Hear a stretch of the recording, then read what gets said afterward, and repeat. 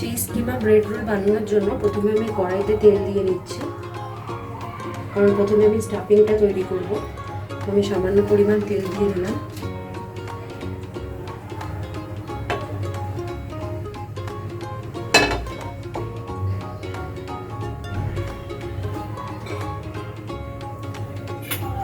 তেলটা গরম হয়ে গেছে, এবার আমি এতে একে একে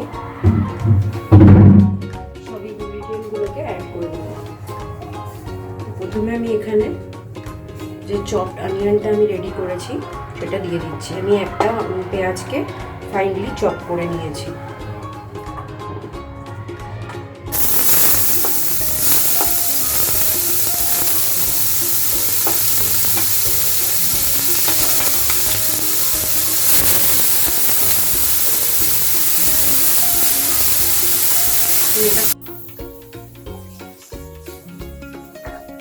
ভালো করে ফ্রাই করে দেবো। এরপর আমি এতে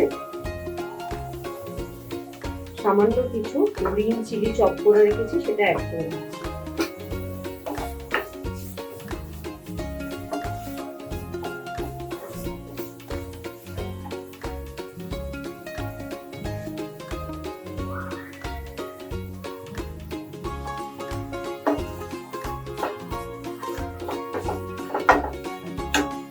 এরপরে আমি এতে 1/4 টিস্পুন মতো আমি এখানে জিঞ্জার গার্লিক পেস্ট অ্যাড করে দিলাম।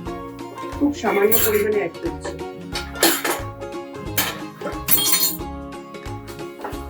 ওটা মিক্স করে দেবো ভালো করে।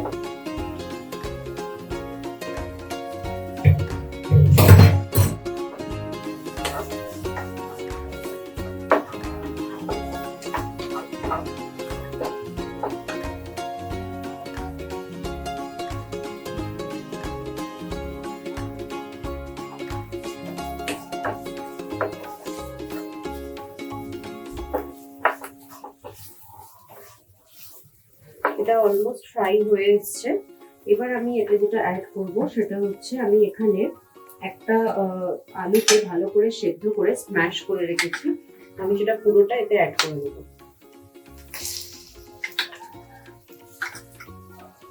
আপনারা যতটা ব্রেড এগ নেবেন সেই হিসাবে সেই পরিমাণে অ্যাড করবেন। আমি এখানে 6 পিস ব্রেড আমি ইউজ করছি, তো তার জন্য আমি একটা ছোট সাইজের আলুকে সেদ্ধ করে স্ম্যাশ করে নিয়েছি। এবার আমি এখানে তার সাথে কিছুটা সামান্য পরিমাণ নুন অ্যাড করে দিচ্ছি, দিয়ে আমি আগে ভালো করে এটাকে মিক্স করে নেব।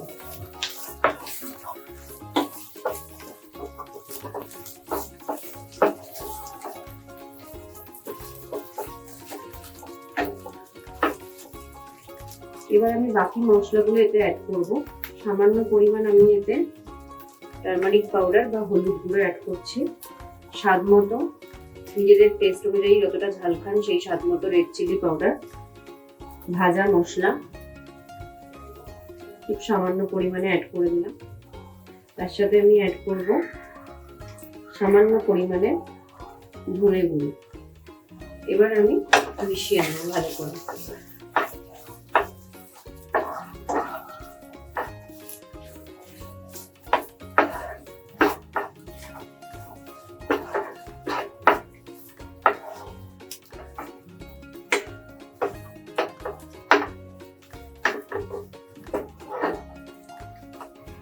এটা ভালোভাবে আমি মিশিয়ে নিয়েছি। এবার আমি এতে যে এখানে চিকেন, যেহেতু আমি বললাম, তো চিকেনটা আমি এখানে কিমা করে নিয়েছি, ওই চিকেন কিমাটা এতে দিয়ে দেবো।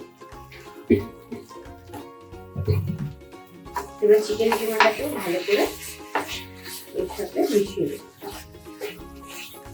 চিকেনটা যতক্ষণ না ভাজা ভাজা হচ্ছে আর এই যে মশলাগুলো অ্যাড করেছি তার কাঁচা গন্ধটা যতক্ষণ না যাচ্ছে ততক্ষণ আমাদেরকে এটা করতে হবে। যেহেতু আমি চিকেনটা কোনো কিছু দিয়ে ম্যারিনেট করিনি, আমি এই স্টেজে আরো কিছুটা সামান্য পরিমাণ নুন অ্যাড করে দিলাম। আমি খুব সামান্য তেলেই করছি এটা।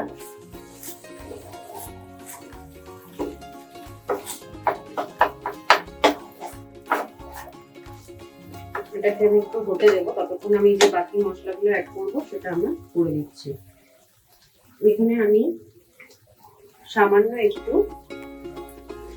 1 টিস্পুন মতো সয়া সস অ্যাড করে দিলাম।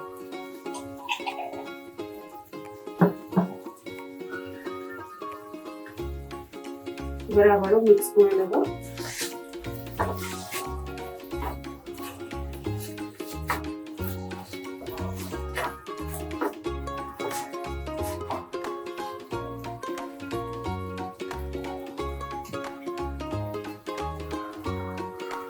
ওয়ান টিস্পুন মতো আমি ভিনিগার অ্যাড করে দিলাম।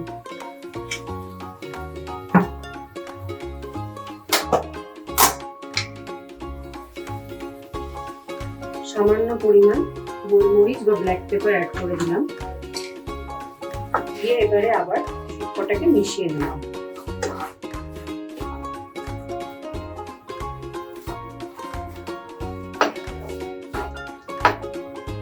গ্যাসের ফ্লেমটা আমি একটু বাড়িয়ে দিচ্ছি যাতে এটা তাড়াতাড়ি ভাজা ভাজা হয়ে যায়, কারণ যেহেতু চিকেন কিমা করা সেটা সেদ্ধ হওয়ার কিছু নেই, আর আলুটা আমরা আগে থেকেই সেদ্ধ করে রেখেছি।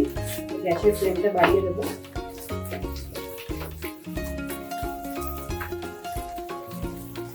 আমি একটা হোমমেড সস বানিয়েছি, সেই সসের রেসিপিটা আমি আপনাদের সাথে শেয়ার করে নেবো। সেই সসটা হচ্ছে আমি টমেটো আর কাঁচা লঙ্কা, শুকনো লঙ্কাকে ভেজে মিক্সিতে পেস্ট করে বানিয়েছি। তো আমি সসটা খুব স্পাইসি যেহেতু সামান্য পরিমাণে আমি 2 টিস্পুন মতো অ্যাড করে দিলাম। খুব সুন্দর একটা টেস্ট আছে। আপনারা যদি ঝাল একদমই পছন্দ না করেন সেই ক্ষেত্রে এই সসটা ব্যবহার করতে পারেন, রেড চিলি পাউডারটা স্কিপ করে, কারণ এই সসটাতে যেহেতু শুকনো লঙ্কা দেওয়াই থাকে তো অলরেডি একটা ঝাল প্লাস খুব সুন্দর টেস্ট আসে। ভালো করে এটা ফ্রাই হতে দেবো, একটু ফ্রাই হলে তারপরে আমি বাকি জিনিসগুলো অ্যাড করবো। একটু সামান্য পরিমাণ আমি আমচুর পাউডার অ্যাড করে দিলাম।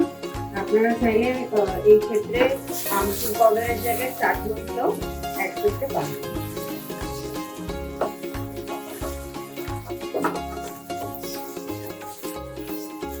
অলমোস্ট হয়ে এসছে। স্টাফিংটাই এদের মেন, স্টাফিংটাতেই এটা ভালোভাবে, স্টাফিংটা না হলে এটা খেতে ভালো হবে না। টাইম দিয়ে স্টাফিংটা আমাদেরকে তৈরি করতে হবে। এবার এটা আমি সামান্য কুচানো ধনেপাতা আমি রেখেছি সেটা আমি অ্যাড করে দেবো, আর কিছু সামান্য স্প্রিং অনিয়ন অ্যাড করে দিচ্ছি।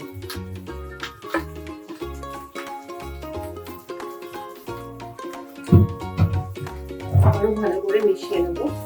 গ্যাসের ফ্লেমটা কমিয়ে দিয়েছি কারণ অলরেডি চিকেনটা ভাজা ভাজা হয়ে এসছে। এই স্টেজে আমি এটা চেক করে নেব যে নুন বা বাকি যে মশলাগুলো দিয়েছি সেটা ঠিক আছে।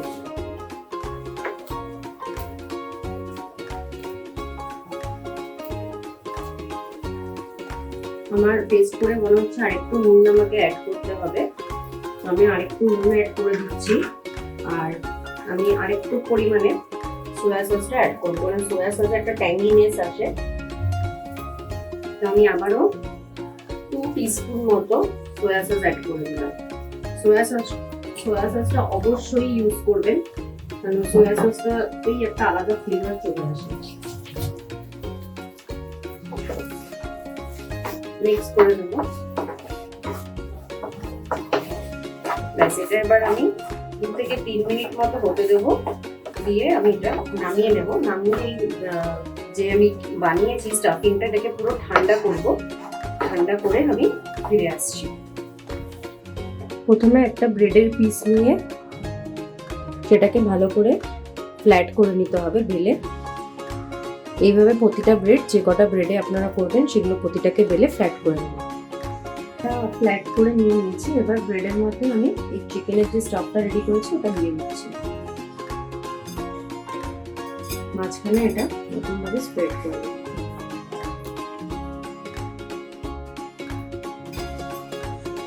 এবারে আমি এর মধ্যে এখানে পিৎজা চিজ বা মোজারেলা চিজ ইউজ করছি, আপনারা যে কোনো চিজ যেটা অ্যাভেলেবেল থাকলে ইউজ করতে পারেন।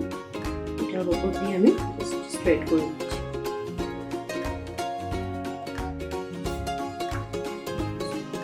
জল নিয়ে আমি এই ধারগুলোতে প্রথমে জল লাগিয়ে দিচ্ছি। এবার আস্তে করে এটাকে ফোল্ড করে দেবো। একটু হাতে জল নিয়ে এই মুখটাকে বন্ধ করে দিতে হবে, আর জলের সাহায্যে এটাকে চেপে দিতে হবে যাতে না খোলে। এবার আমি জল দিয়ে এই সাইডগুলো প্রথমে একটু জল লাগিয়ে দিচ্ছি। এবারে আমি এটাকে ফোল্ড করব। খুব আস্তে করে ফোল্ড করতে হবে, কারণ ব্রেডটা খুব নরম, তো এটা ভেঙে যেতে পারে। ফোল্ড করে জল নিয়ে হাতে এটাকে আস্তে আস্তে আমি এরকম চেপে দেবো যাতে স্টাফিংটা না বেরোয়। এইভাবে আমি বাকি ব্রেড রোলগুলো তৈরি করে নেব। এবার এই ব্রেডগুলোকে ফ্রাই করব। ফ্রাই করার আগে প্রথমে যেটা করব, এখানে আমি একটা ডিম নিয়ে নিয়েছি।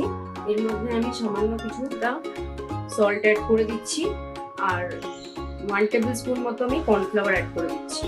প্রথমে 1 টেবিল স্পুন মতো কর্নফ্লাওয়ার অ্যাড করব, পরে যদি মনে হয় যে আরো লাগবে তো সেক্ষেত্রে আরো অ্যাড করব।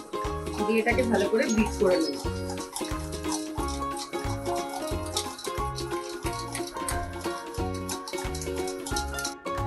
এবার আমি ব্রেডটাকে নিয়ে এর মধ্যে ভালো করে ডিপ করে নেব।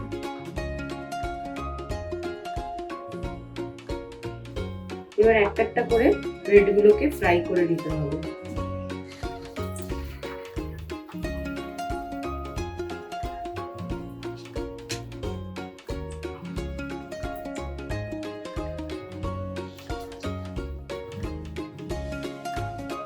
সমস্ত ব্রেডগুলোকে এইভাবে ডিপ করে করে ফ্রাই করে নেব।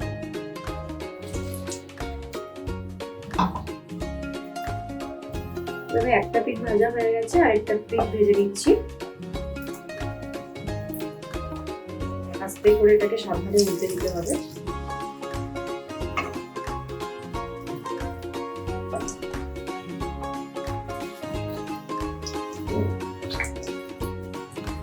গ্যাসের ফ্লেমটা এই সময় হাই রাখবেন না, লো রাখবেন বা একটু মিডিয়াম রাখবেন, তাহলে এটা তাড়াতাড়ি ফুলে যাবে।